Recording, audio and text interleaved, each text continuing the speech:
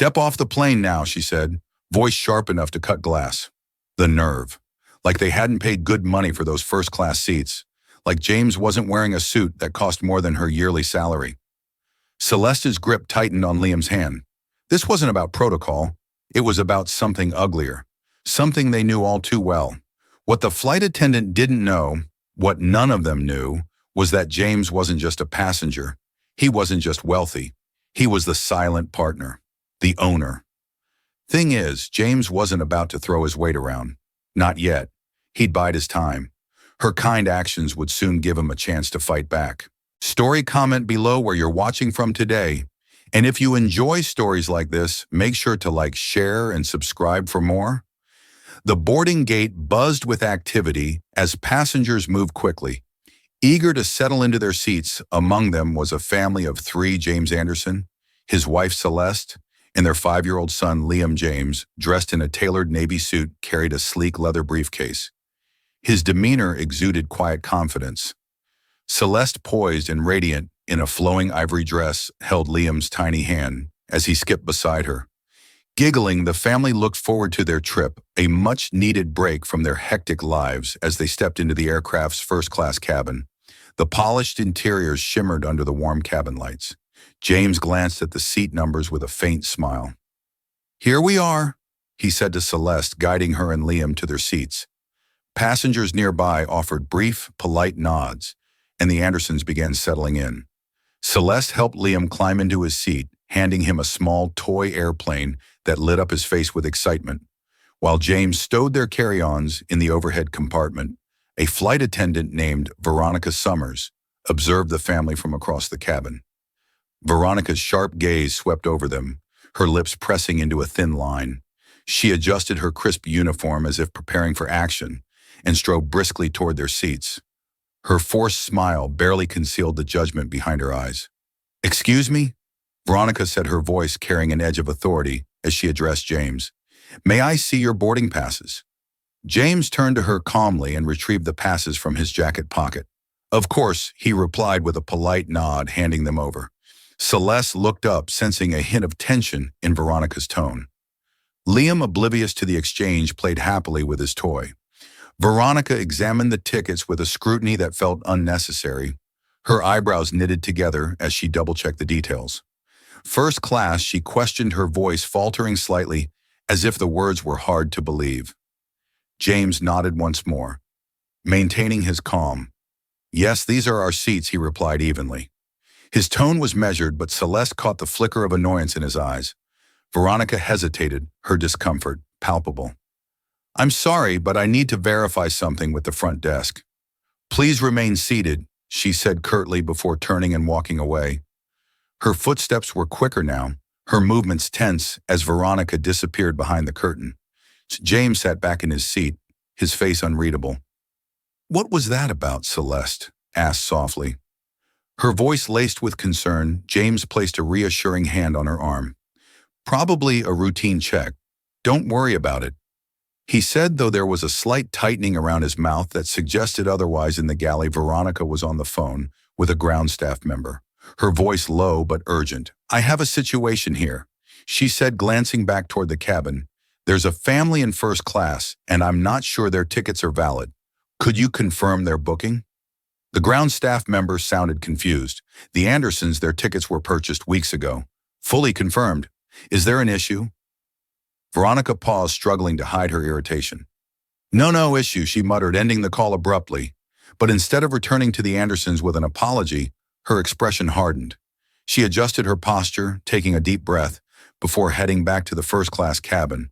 When she approached their seats again, her voice was firmer. "I'm sorry, but I need you to step aside for a moment. There seems to be an error with your booking." Celeste's brows furrowed as she exchanged a glance with James. Liam looked up from his toy, confused by the sudden tension. James rose to his feet slowly, his calm exterior masking the frustration. "Brewing beneath what kind of error?" he asked, his voice steady. "I need to confirm your seating," Veronica said. Avoiding his gaze, she gestured toward the galley. "If you'd follow me, please, James." Hesitated but nodded, signaling Celeste to stay seated with Liam as he followed Veronica.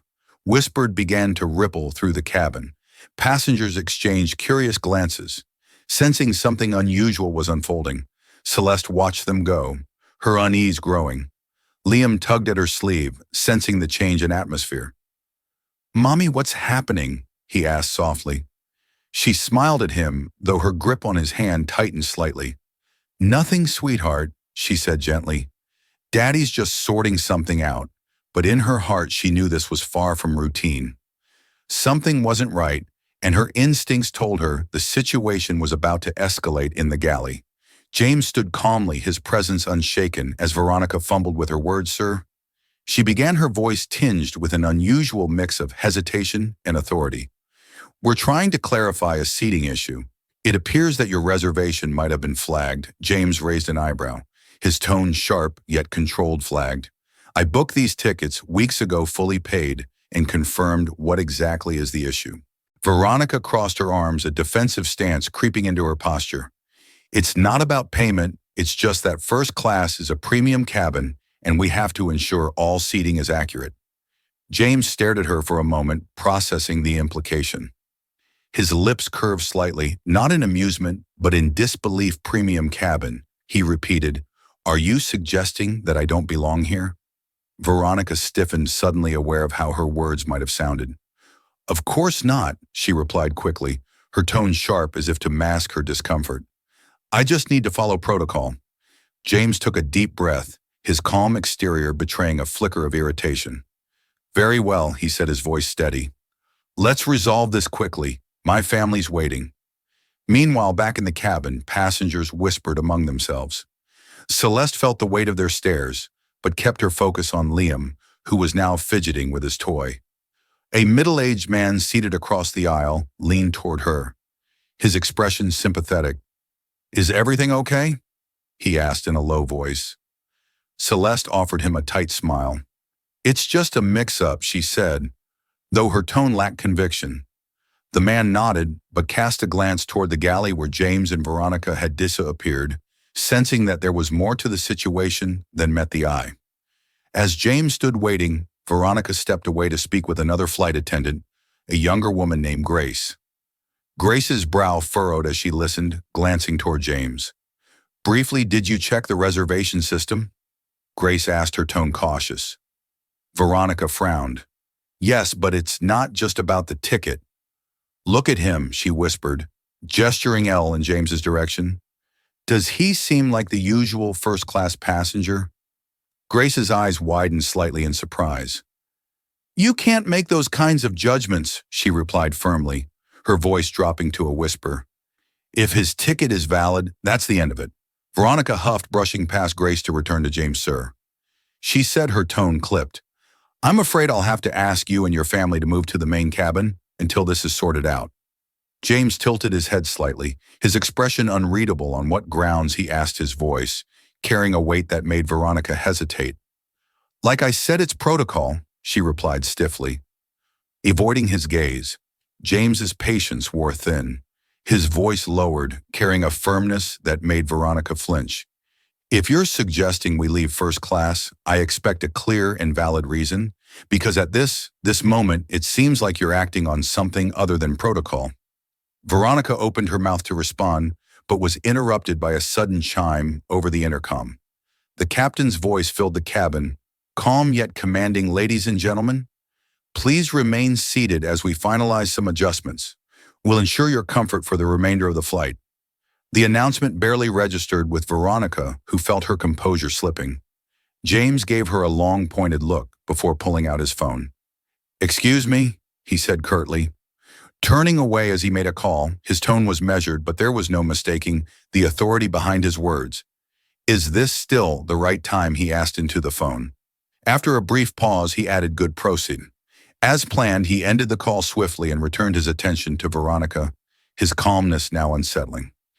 "Shall we return to my family?" James asked, his tone polite but firm. Veronica hesitated, her confidence shaken. She nodded stiffly and led the way back to the cabin, but something about James's composure made her stomach churn as they approached the first-class section. All eyes turned toward them. James's return was met with murmurs, passengers clearly sensing the tension in the air. Celeste stood her gaze meeting James's. In silent question, he gave her a reassuring nod, but there was a subtle shift in his expression that only she noticed, a look that told her the situation was far from over. Veronica remained uneasy as she escorted James back to his seat. Her mind raced, but she maintained her professional facade.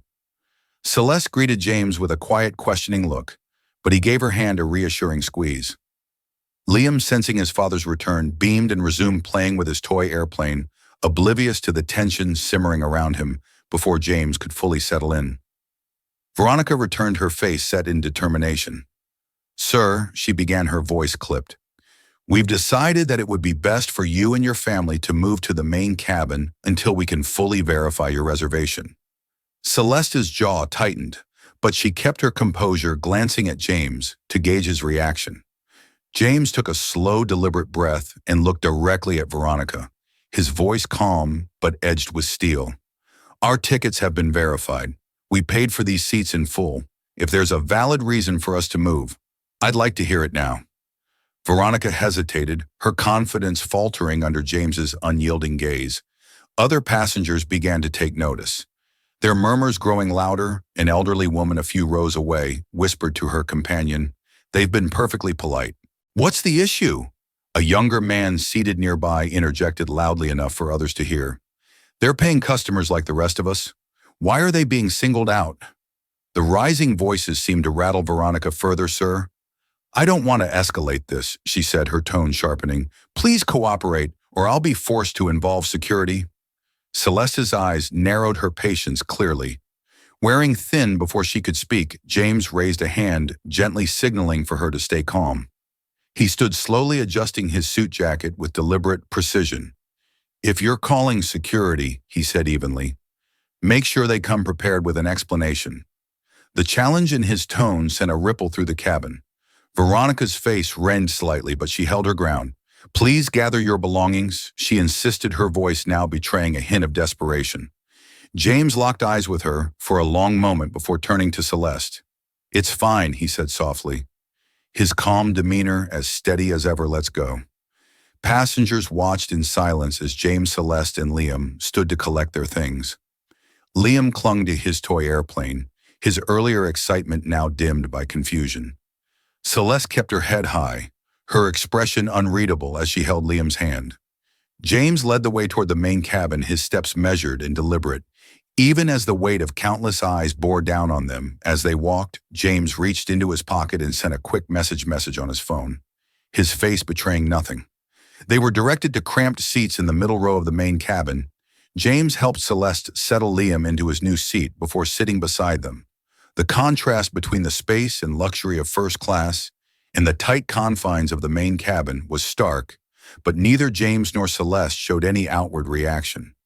Meanwhile, Veronica returned to the galley, her nerves fraying as she overheard the murmurs from first-class passengers. "That wasn't right," one man muttered. "They had tickets. Why treat them like that?" Another added, "This is going to backfire." Veronica ignored the comments, but her discomfort grew as she reached the galley phone. It buzzed, startling her. She picked it up hesitantly, her voice shaky. "This is Veronica," she said. The captain's voice came through, firm and no nonsense. "Miss Summers, I just received a call from the airline's executive team. They've been contacted directly by a passenger on this flight. I need to know exactly what's going on." Veronica's stomach dropped. She stumbled over her words, her confidence evaporating. It was just a routine issue," she stammered.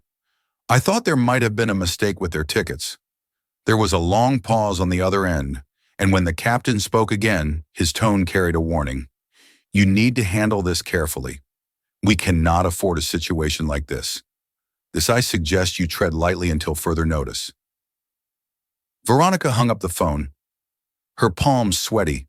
She glanced toward the main cabin where James sat with his family, his expression calm but with a quiet intensity that made her stomach churn. For the first time, she felt the weight of her decisions bearing down on her, and the growing sense that she had underestimated who she was dealing with.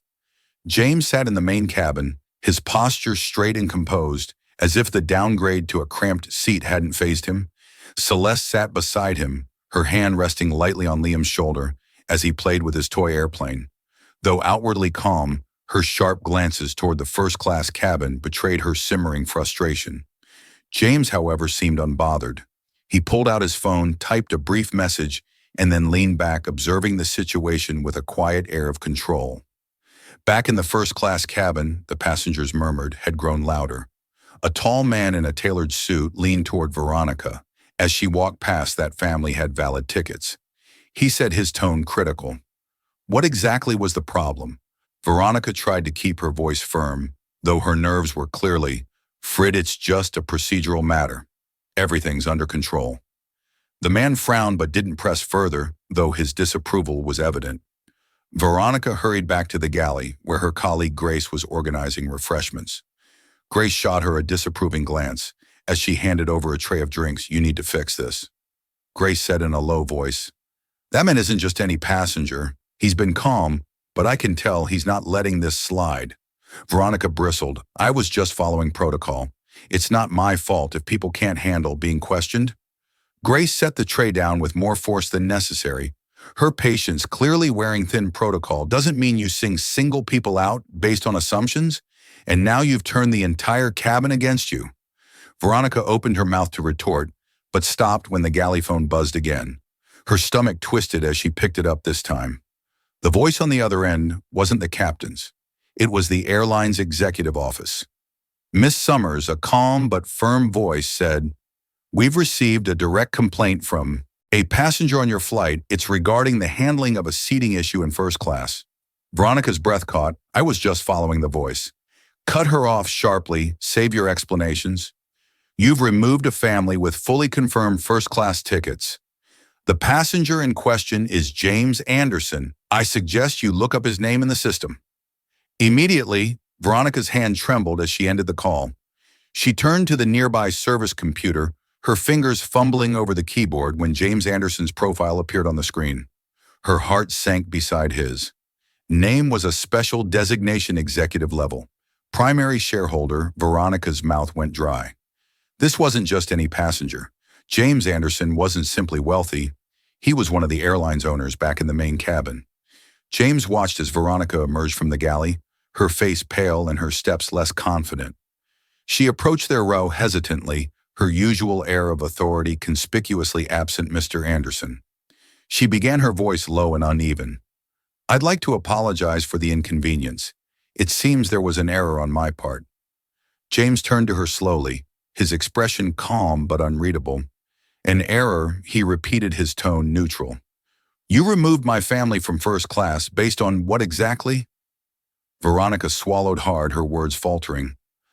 "I made a mistake in verifying your reservation. I assure you, it won't happen again."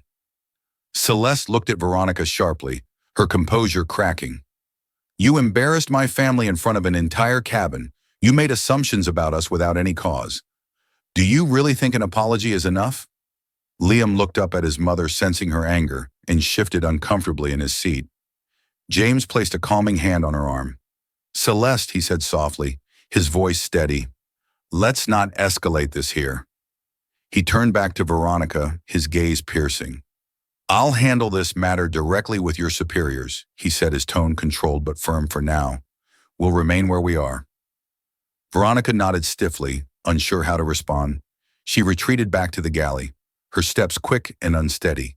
The full weight of her mistake was sinking in, but she still didn't grasp how far-reaching the consequences would be. James leaned back in his seat, a faint smile playing at the corners of his lips. He had made his move, and now it was only a matter of time. Veronica returned to the galley, her hands trembling as she gripped the counter for support. The realization of who James Anderson truly was left her reeling. She replayed every interaction with the family, each one now a glaring indictment of her actions. She glanced nervously at Grace, who was watching her with a mix of disappointment and pity. "Did you know?" Veronica whispered, her voice shaky. Grace sighed, shaking her head. "No, but it doesn't matter. You treated them unfairly, and now it looks like you're going to answer for it." Veronica's stomach churned before she could respond. The jive phone buzzed once more. She hesitated, her fingers hovering over the receiver before finally picking it up. The captain's voice was tense. Miss Summers, he set his tone, leaving no room for argument. I've just received another call from the executive office. Mr. Anderson's identity has been confirmed, and they're not happy. The instructions are clear. He and his family are to be reinstated in first class immediately, and you to personally deliver an apology. Veronica's grip on the phone tightened. Understood. She managed to reply, her voice barely above a whisper, when the line went dead. She leaned against the counter, her heart racing. Grace crossed her arms, her gaze unrelenting. You brought this on yourself. Do the right thing before it gets worse. Summoning what little courage she had left, Veronica prepared herself. She adjusted her uniform and walked back toward the main cabin. Every step felt heavier than the last, the weight of her mistake pressing down on her. As she approached the Anderson family, passengers turned to watch, their curiosity palpable. Mr. Anderson, Veronica again, her voice softer than anyone had heard it before, on behalf of the airline. I'd like to sincerely apologize for the inconvenience in the way your family has been treated. It was an error in judgment, and I take full responsibility.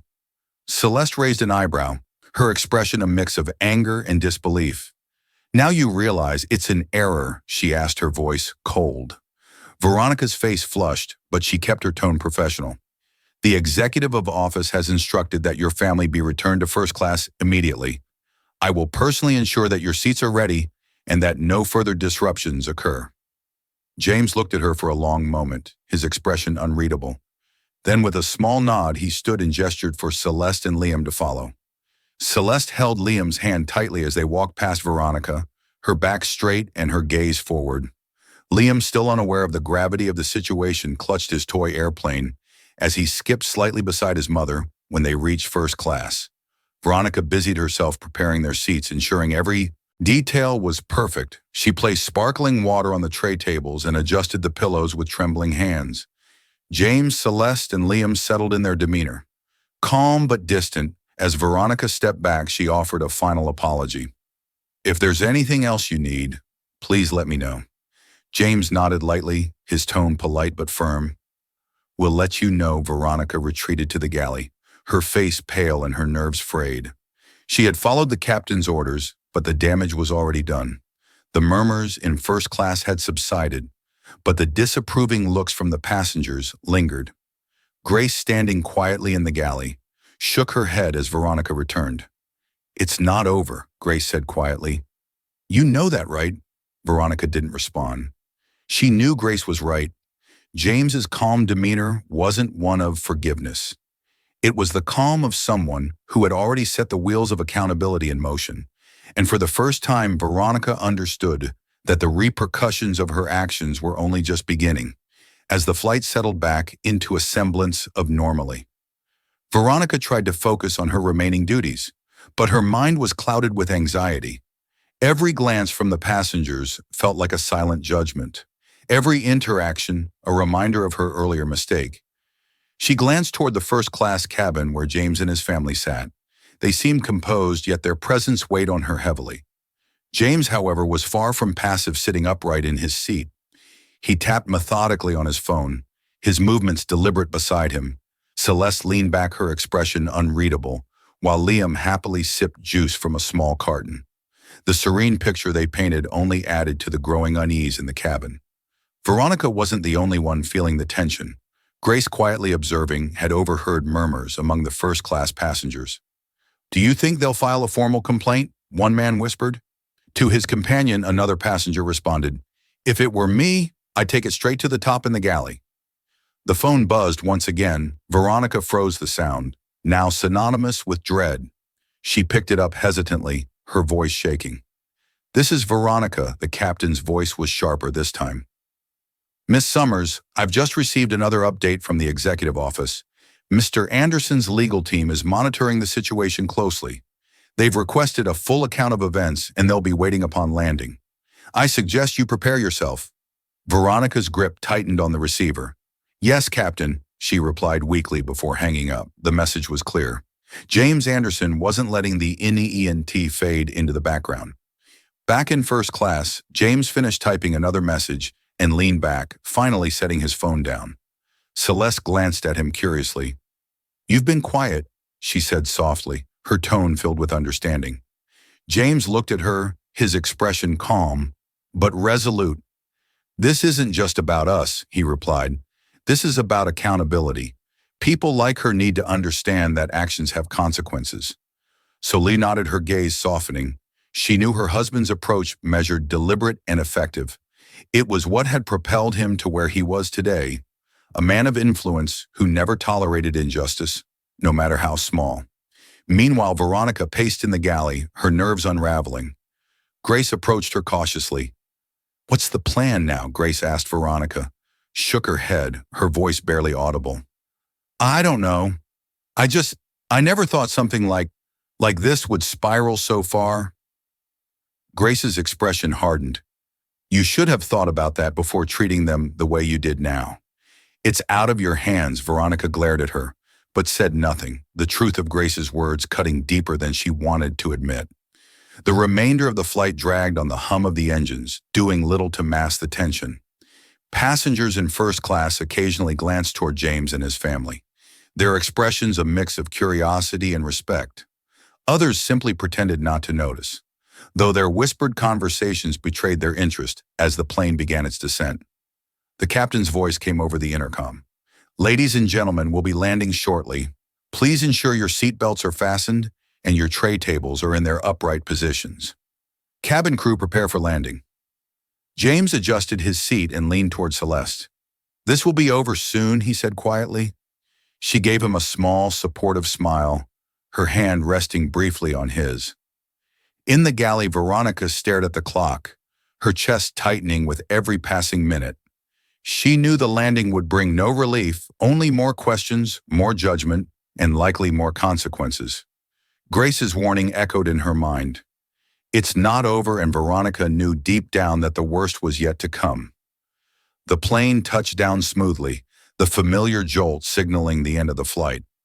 For most passengers, it was the start of a routine disembarkation. For Veronica, it felt like the beginning of her reckoning. She stood stiffly near the galley, her hands gripping the counter as passengers began collecting their belongings. Her eyes flicked toward first class, where James Anderson remained seated, calm and unhurried. Celeste leaned toward James as Liam sat quietly swinging his legs. "What's the plan?" she asked softly, her voice barely audible above the sounds of passengers preparing to leave. James's expression didn't change. "We wait," he replied simply. Everything is already in motion. As the first-class passengers began filing out, many cast curious glances at James and his family. One man stopped briefly by James's seat, hesitating before speaking. "I'm sorry for what happened earlier," he said, his voice low, but earnest. It wasn't right. James looked up at him, offering a small nod. "Thank you," he replied. The man nodded back and continued toward the exit, his expression thoughtful. Veronica stood near the plane's main door, forcing herself to smile at departing passengers. Each polite nod and murmured farewell felt heavier than the last. She couldn't help but glance back at first class, where James and his family remained seated. Their refusal to join the crowd of disembarking passengers made her stomach churn. The galley phone buzzed, and Veronica jumped, startled. She grabbed it quickly, her voice cracking as she answered. "This is Veronica." It was the captain again, his tone clipped. "Security will be waiting at the gate. They've been briefed by the executive team. You're to stay on board and provide a full account of your actions. Do not leave the plane until instructed." Veronica's heart sank. "Understood," she whispered, her voice barely audible as she hung up. Grace approached her, her expression grim. "They're here, aren't they?" Grace asked. Veronica nodded numbly. "Security, the executives, probably the board." Grace sighed, shaking her head. "I told you this wasn't over." As the last few passengers left the plane, the cabin grew eerily quiet. Veronica turned to see James rise from his seat, smoothing his jacket as he helped Celeste gather their belongings. Liam clutched his toy airplane tightly, looking up at his parents with a curious expression. Veronica stepped forward hesitantly, her voice shaking. "Mr. Anderson, I want to apologize again for..." James raised a hand, cutting her off mid-sentence. His tone was calm but final. "Save it, the people waiting outside will hear everything you have to say." Celeste shot Veronica. A cold glance as she took Liam's hand and stepped into the aisle. James followed behind them, his presence commanding without effort as the family approached the plane's exit. Two uniformed security officers stepped aboard. They exchanged brief nods with James before their eyes landed on Veronica Miss Summers. One officer asked, his tone firm. Veronica's throat tightened. Yes, she managed her voice barely above a whisper. We'll need you to remain on the plane for questioning. The officer said, please follow us to the galley. James paused briefly at the door, turning back to look at Veronica. His expression remained calm, but there was a sharpness in his eyes that sent a chill through her. Without another word, he stepped off the plane, his family following closely behind as they disappeared into the terminal. Veronica felt the full weight of her actions pressing down on her. The officers gestured for her to move toward the galley, and she obeyed, her legs trembling. The realization hit her with brutal clarity. Her future was no longer in her hands as the Anderson family stepped into the terminal. The atmosphere shifted around them. The usual bustle of passengers was interrupted by the sight of two executives in tailored suits waiting nearby. They stood stiffly, their professional demeanor masking their nervous energy. One of them, a tall man with silver-rimmed glasses, stepped forward to greet James. Mr. Anderson, the man began, his tone apologetic but formal. I'm Richard Hale, Vice President of Operations on behalf of the airline. I want to extend our deepest apologies for the unacceptable treatment you and your family experienced today. We are taking this matter very seriously. James nodded slightly, his expression unreadable. Celeste stood beside him, holding Liam's hand, her posture as composed as ever. I trust you are. James replied, his tone calm but cutting. This isn't just about us. It's about the standards your airline claims to uphold and how they failed today. Richard swallowed visibly, adjusting his tie. You're absolutely right, Mr. Anderson. We are already initiating a thorough review of our policies and training programs to ensure that nothing like this happens again. I assure you, accountability will be taken. James tilted his head slightly, his eyes narrowing. Accountability. He repeated, that's exactly what I expect. I also expect to see tangible changes, not just promises. Words won't repair the damage caused by actions or assumptions. Richard nodded quickly. We've already begun the process of reviewing the incident. The flight attendant involved will be questioned and held responsible for her actions. If you have time, the CEO himself would like to meet with you to discuss this further. James glanced at Celeste, who gave a subtle nod of agreement. Schedule the meeting. James said, I'll make time, as the Andersons walked toward the baggage claim. The executives lingered, exchanging uneasy glances back on the plane. Veronica sat in the galley, flanked by the two security officers. Her hands trembled slightly as she stared at the table in front of her. The air felt heavy and the silence was oppressive. One of the officers broke the silence. Miss Summers, we're going to need a detailed statement about the events on this flight. The airline's executive team is already reviewing the complaint filed by Mr. Anderson. Veronica's eyes darted between the two officers. I didn't know who he was, she stammered. I thought there was an issue with their tickets, one of the officers frowned, his gaze steady. Miss Summers, the issue wasn't with their tickets. The issue was with your actions. What made you decide to remove a family with confirmed first-class reservations? Veronica hesitated, her mouth opening and closing as she tried to find the right words. Her voice came out weak and defensive. I was following protocol. I thought they might have been in the wrong section. First class it's premium seating, and She stopped herself, realizing how her words sounded. The officer's expression hardened, and what Miss Summers didn't look the part. Veronica's face flushed. No, I didn't mean that. I made a mistake. I didn't intend for this to happen. The second officer leaned forward, his voice sharper. Intentions don't matter here. What matters are your actions, and those actions have consequences. Do you understand the severity of this situation? Veronica nodded quickly, her throat dry. She felt cornered, every word she said seeming to dig her deeper into trouble. I didn't mean to cause any harm, she said, her voice trembling. I was just trying to do my job. The first officer exchanged a glance with his colleague before speaking again. Your job is to ensure that passengers are treated with respect and dignity. What happened here today was the opposite of that, As Veronica sat in stunned silence, the weight of their words settled over her. For the first time, she began to fully grasp the gravity of her actions, not just for her own career, but for the harm she had caused to the Anderson family.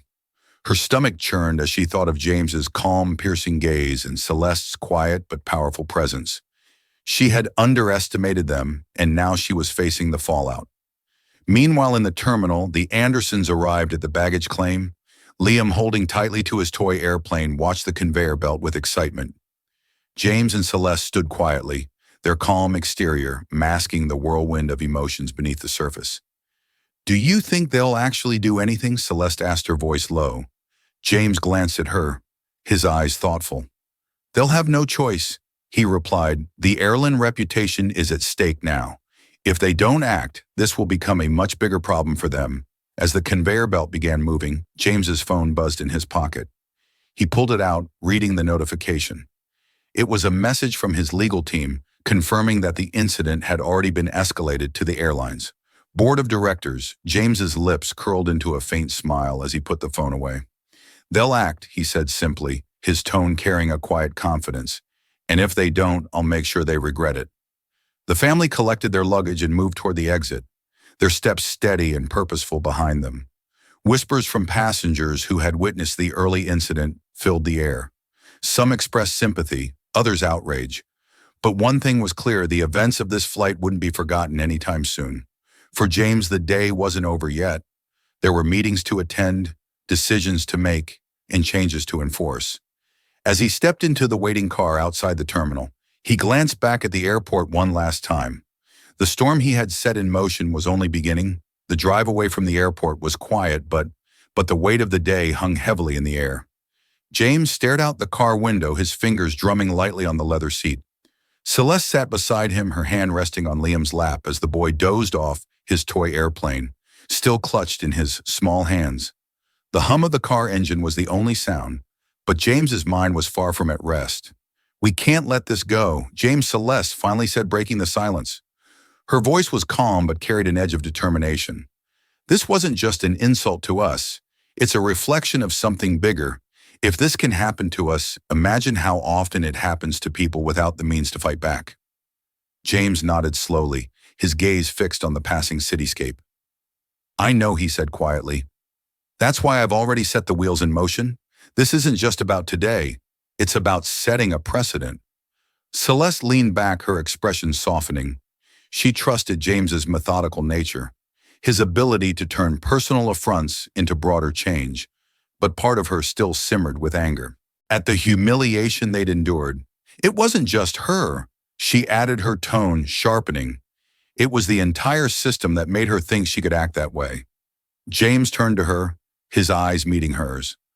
"That's exactly what we're going to address," he said firmly as the car pulled into the driveway of their home. Liam stirred, rubbing his eyes and yawning. Celeste scooped him up, carrying him inside. While James lingered in the car for a moment, he pulled out his phone and reviewed the messages from his legal team. There was already confirmation that the airline's board had been notified of the incident, along with an official statement from their public relations team expressing regret and promising immediate action. But James wasn't interested in hollow words or surface-level dam control. He composed a quick email addressed to the airline's CEO and copied to the board of directors.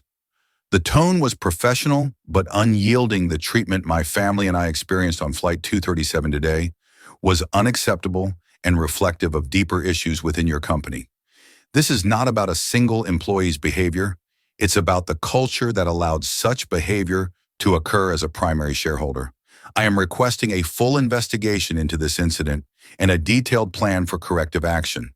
This includes the implementation of mandatory sensitivity and bias training for all employees, the establishment of stronger accountability measures, and a public commitment to ensuring respect and fairness for every passenger. I will expect a formal response within 48 hours outlining your proposed steps. Please understand that this is not a request, it is an expectation after hitting." James stepped out of the car, his mind focused on what lay ahead inside the house. Celeste was tucking Liam into bed when she rejoined James in the living room. She found him seated at his desk, already reviewing documents on his laptop. "Do you think they'll listen?" she asked, sitting across from him. They'll have no choice, James replied, not looking up. This isn't just a PR issue for them, it's a liability, and I intend to make sure they understand that. Meanwhile, back at the airport, Veronica sat in a stark conference room, her nerves frayed and her thoughts racing. She had been escorted there after the security officers finished their initial questioning. Now she waited for the airline internal review team to arrive. The room was cold and quiet, save for the ticking of a clock on the wall. When the door finally opened, 3 individuals entered: a man in a gray suit, a woman with sharp features and a clipboard, and a younger man who carried a laptop. They took their seats across from Veronica, their expressions neutral but their presence imposing. Miss Summers, the woman began, her tone brisk. We've been tasked with conducting a preliminary review of the incident that occurred on Flight 237. This is not a formal hearing, but we will be documenting your account in detail. Do you understand? Veronica nodded stiffly. Her voice caught in her throat. Yes, the man in the gray suit adjusted his glasses and leaned forward. Let's begin with a basic question. What made you decide to remove Mr. Anderson and his family from their first-class seats? Veronica hesitated, her mind scrambling for the right words. I thought there was a mistake, she said weakly. I thought their tickets might not have been valid. The younger man typed something into his laptop, the sound of the keys echoing in the silent room. The woman with the clipboard raised an eyebrow. You thought, she repeated, based on what exactly? Veronica's face flushed. They didn't look like first-class passengers?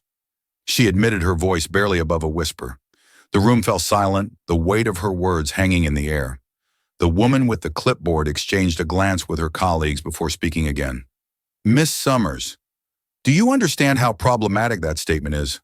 First-class passengers are not defined by appearance. Veronica nodded quickly, her palms sweaty. I realize that now, she said, her voice trembling. I made a mistake. I was just trying to do my job. The man in the gray suit leaned back, his expression unreadable. Your job, he said slowly, is to uphold the airline's policies and ensure a positive experience for all passengers today. You failed to do that in a way that has significant implications, not just for you, but for the entire company. Veronica stared down at her hands, the enormity of her mistake sinking in. She had thought she was exercising authority, but instead she had exposed the cracks in her judgment, and now she was facing the consequences. The review team continued questioning her for what felt like hours, dissecting every decision she had made during the flight. By the time the session ended, Veronica felt hollow, as if the life had been drained from her. She knew her future with the airline was hanging by a thread, and she wasn't sure how much longer it would hold. As she was escorted out of the room, she caught a glimpse of a large screen displaying news headlines. One caught her eye, making her stomach drop. Primary airline shareholder demands reform after discriminatory incident. On board, Veronica's heart sank further. It was clear this was only the beginning of the fallout. The news of the incident spread like wildfire by the time the Anderson family arrived home. Headlines were already flooding social media and news outlets. Titles ranged from airline in hot water after mistreatment of shareholders' family to discrimination on board, the family forced to move despite first-class tickets. Each article painted a damning picture of the airline's policies or lack thereof. James sat in his home office scrolling through the coverage.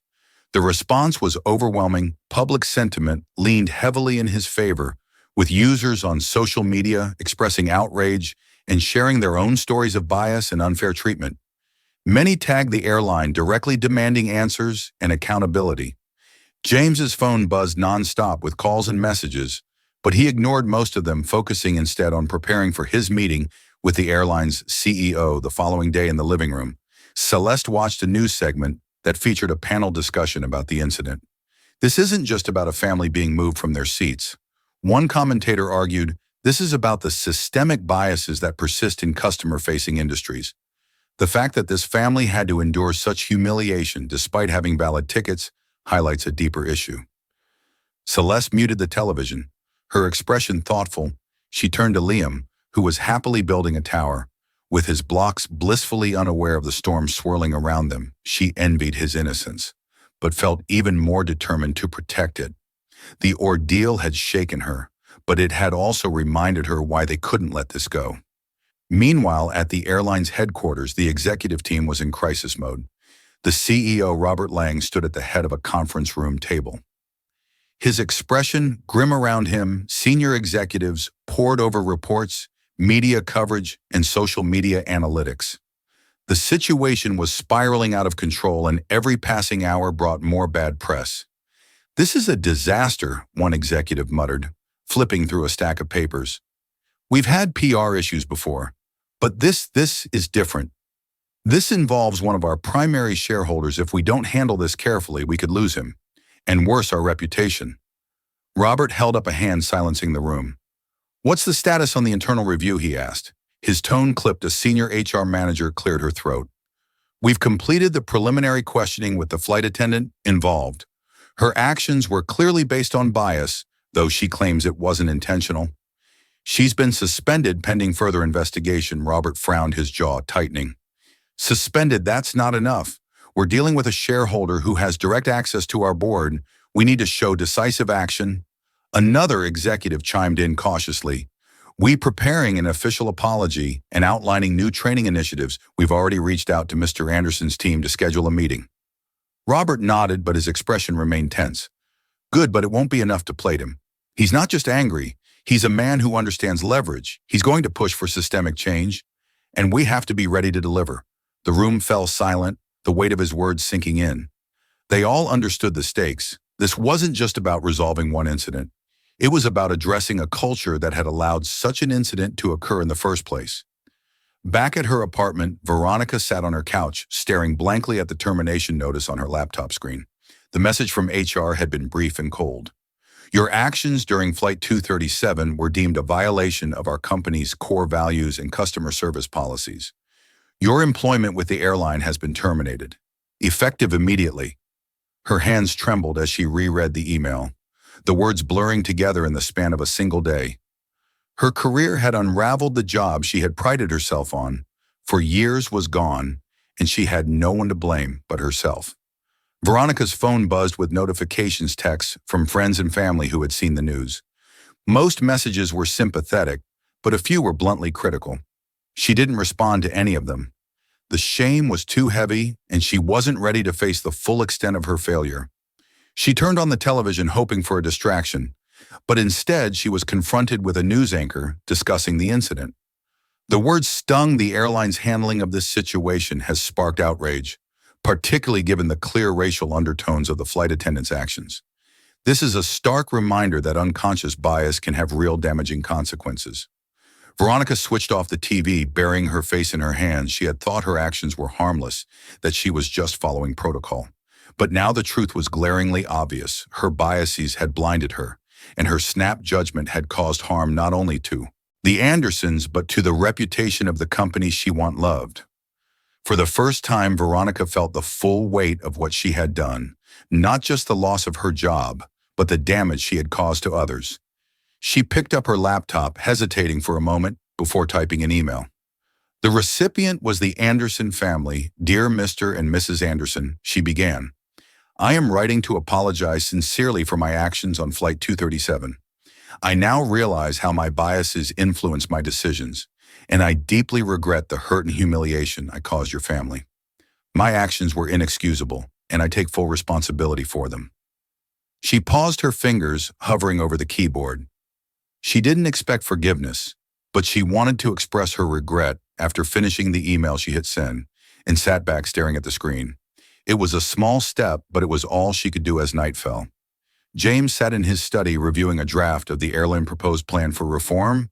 It was thorough, outlining mandatory training programs, new accountability measures, and a commitment to fostering a more inclusive culture. While it was a step in the right direction, James knew it would take more than words to enact real change. Celeste entered the room holding a cup of tea. "Is this what you wanted?" she asked, gesturing to the documents on his desk. James looked up, his expression thoughtful. "It's a start," he said, "but it's not enough, not yet." He set the papers aside and took the tea from her, his gaze softening. "This isn't just about punishing one person. It's about ensuring no one else has to go through what we did." Celeste nodded, placing a hand on his shoulder. "Then let's make sure they follow through." James smiled faintly, the determination in his eyes unwavering. The fight wasn't over, but neither was his resolve. The next morning, James arrived at the airline's headquarters for his scheduled meeting with Robert Langston, the CEO. The building was sleek and modern, towering above the bustling city streets. A professional-looking assistant greeted James in the lobby, her demeanor respectful but visibly nervous. "Mr. Anderson," she said with a slight bow of her head. "Mr. Langston is expecting you right this way." James followed her through the polished corridors, his footsteps measured, and deliberate employees they passed exchanged furtive glances, aware of who he was and why he was there. When they reached the executive conference room, the assistant opened the door and gestured for him to enter. Robert Langston stood to greet James, extending a hand. "Mr. Anderson, thank you for taking the time to meet with us. We deeply regret the circumstances that brought us here." James accepted the handshake, his expression calm but firm-leaden. "Get straight to it," he replied, taking a seat. "Regret is only meaningful if it's followed by action." Robert nodded, his face tightening. "I completely agree. Allow me to walk you through the steps we've already taken." He gestured to a large screen on the wall, which displayed a detailed presentation. "Our response includes several immediate measures," Robert began. "First, the flight attendant involved has been terminated. We've also launched mandatory sensitivity and bias training for all employees, starting with customer-facing roles. Additionally, we're implementing a stricter accountability framework to address and prevent incidents like this." In the future, James listened, without interrupting, his eyes scanning the slides on the screen. The proposed changes were comprehensive, but he wasn't ready to accept them at face value when Robert finished. James J.S. leaned forward, his hands clasped. "This is a step in the right direction," James said. "But let's not pretend that firing one person and announcing training programs will fix the underlying issues. This isn't just about one incident. It's about the culture of your organization that takes more than policy updates. It takes consistent, measurable change." Robert looked uneasy but nodded. "You're absolutely right. We're committed to ensuring this goes beyond serve-sur level adjustments." James tapped the table lightly, his tone steady. "I want monthly progress reports on the implementation of these changes. I want to see data, employee feedback incident, trends, and measurable improvements. And I want an independent review conducted by a third party, not your internal team." Robert hesitated for a moment, then nodded again. "We can arrange that." "Anything else?" James's gaze hardened slightly. "Yes, I also want a public apology. Not just to my family, but to every passenger who has experienced discrimination while flying with your airline. This isn't just about me.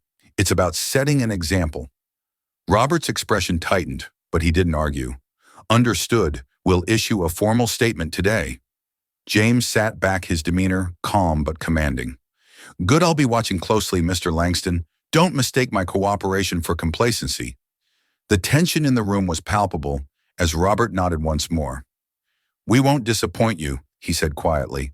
As James left the headquarters, his phone buzzed with notifications. Social media was still abuzz with discussions about the incident, with hashtags like #airline accountability and #bias in flight trending globally.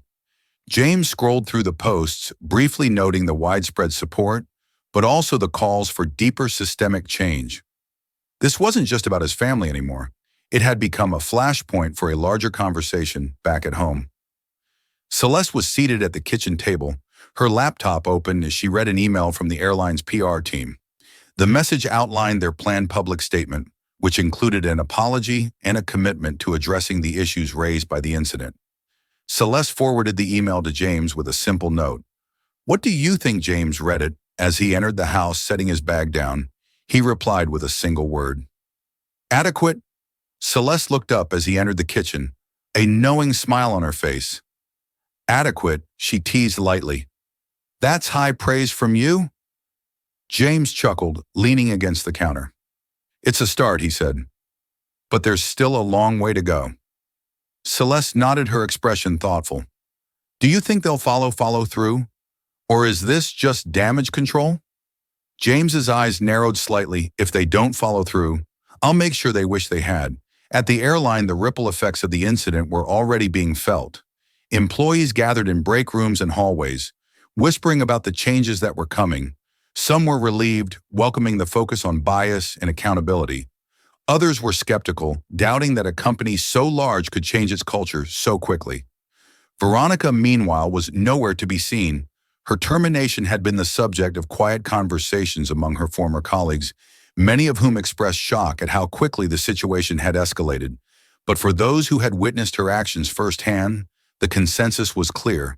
She had crossed a line, and the consequences were unavoidable. Grace, who had worked closely with Veronica on the flight, reflected on the ordeal as she prepared for her shift. She had always known that the airline's culture had its flaws, but seeing them so blatantly exposed had been a wake-up call. She vowed to approach her own work differently, ensuring that no passenger ever felt the way the Andersons had been made to feel that evening. As James and Celeste prepared for bed, Liam peeked into their room, his toy airplane clutched in his hand. "Mommy, Daddy," he asked, his voice small, "are people still mad about what happened on the plane?" James knelt down, pulling Liam into a gentle hug. "Some people are upset, buddy," he said softly, "but it's because they want things to get better, and we're helping them do that."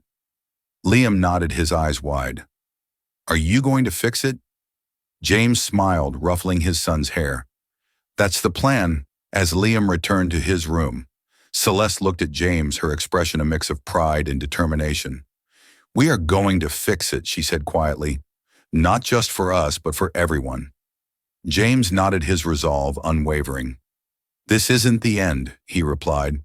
"It's just the beginning." The following morning, news outlets buzzed with the airline's public statement, which had gone live overnight. The apology was thorough and direct, acknowledging the incident involving the Anderson family and outlining immediate steps being taken to address the broader issues. The statement read, "In part, we deeply regret the incident that occurred on Flight 237 involving Mr. Anderson and his family. This event does not reflect our values, and we are committed to taking meaningful action to prevent such situations in the future. Effective immediately, we are implementing mandatory training programs, strengthening our policies, and conducting a third-party review of our organizational practices to ensure equity and respect for all passengers." The statement ended with a direct apology to the Anderson family, recognizing James's role as a shareholder, and more importantly, as a valued customer who deserved better. Social media exploded with reactions. While some commended the airline for owning up to its mistakes, others were skeptical, accusing the company of damage control. The hashtags number, accountability matters, and number fly fair continued to trend, fueling debates about systemic biases in customer service industries. James read the statement while sitting at the breakfast table, his expression thoughtful. Celeste, seated across from him with a cup of coffee, watched him closely. "Well," she asked. "It's a solid first step," James said, setting his phone down, "but now they'll have to prove they mean it." Celeste nodded, her expression serious. "And what about Veronica? Do you think she learned anything from all of this?" James paused, considering the question. "That's not up to me," he said finally, "but I hope she did. People like her are part of the problem, but they can also be part of the solution if they're willing to change." Meanwhile, Veronica sat in her small apartment, scrolling through the same news coverage. The public apology from the airline had done little to ease her sense of guilt. If anything, it deepened it. Every headline, every comment about the incident felt like a personal indictment. She opened her email inbox, rereading the message she had sent to the Anderson family the night before.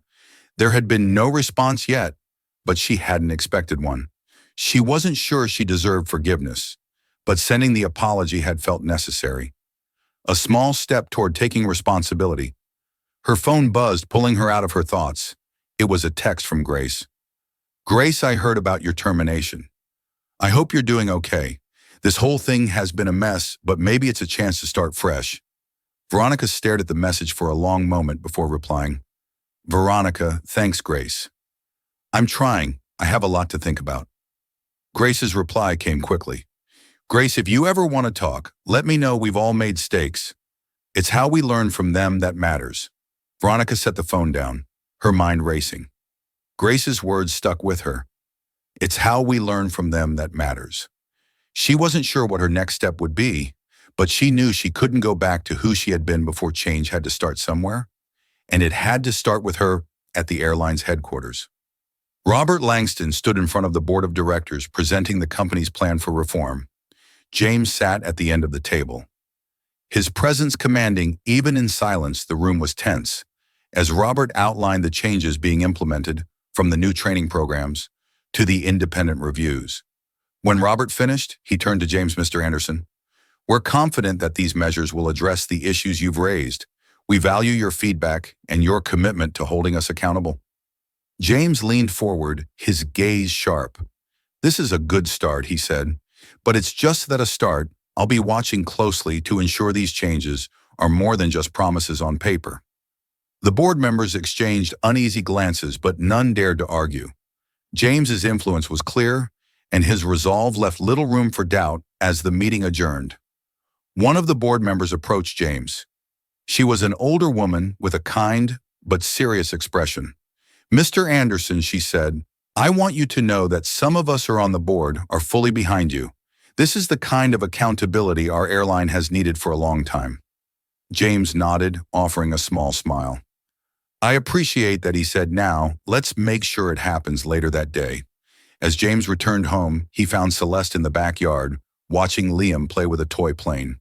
The boy ran around laughing as he mimicked the sound of an engine.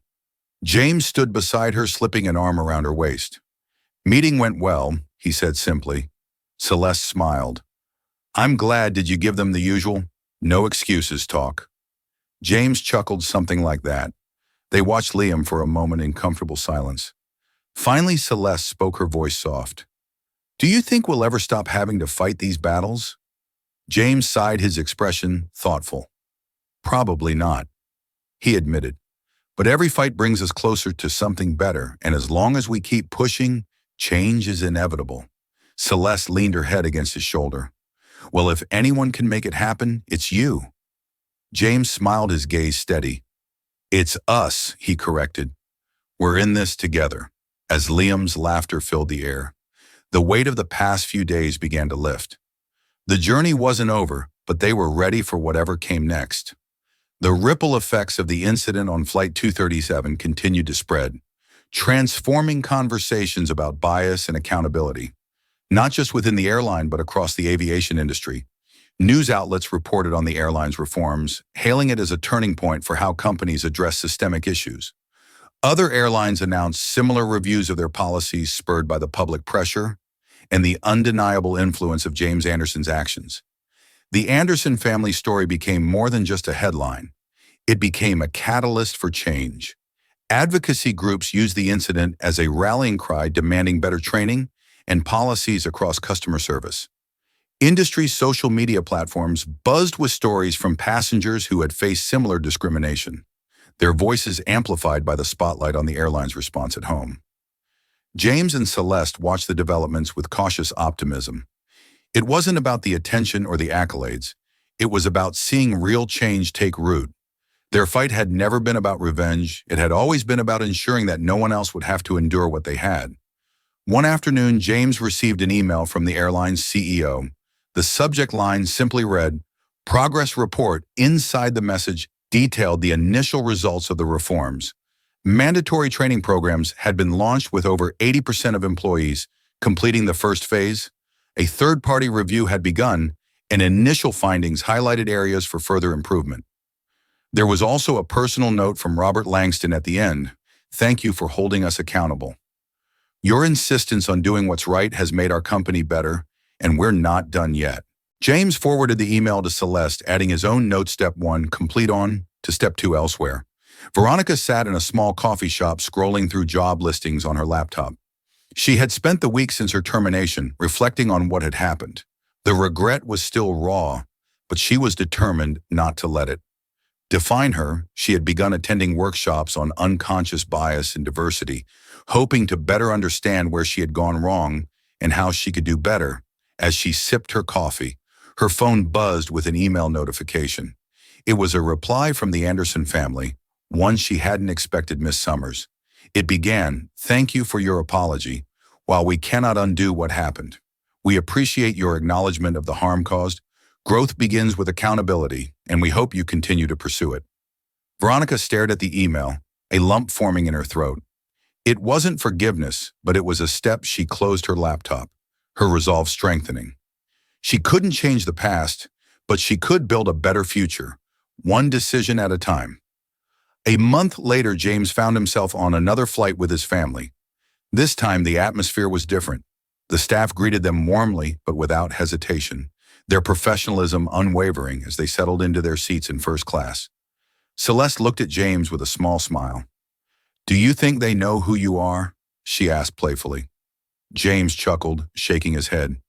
"It doesn't matter if they do. What matters is that they're treating everyone the way they should." As the plane taxied down the runway, Liam leaned over, holding up his toy airplane. "We flying again?" "Daddy," he exclaimed, his face lighting up with excitement. "Yes, we are," James said, smiling at his son. He glanced at Celeste, her calm, radiant presence grounding him as always. This was what it was all for, not power, not recognition, but the simple dignity of being treated fairly as the plane lifted into the sky. James leaned back in his seat, watching the clouds drift past the window. He knew the work wasn't finished. There would always be more to fight for, more to improve. But for now, he allowed himself a moment of peace, knowing that the journey they had started was already making a difference. And sometimes he thought that was enough. Thanks for watching. If you enjoyed this video, don't forget to hit the like button, share your thoughts in the comments, and subscribe to the channel for more stories like this. See you in the next one.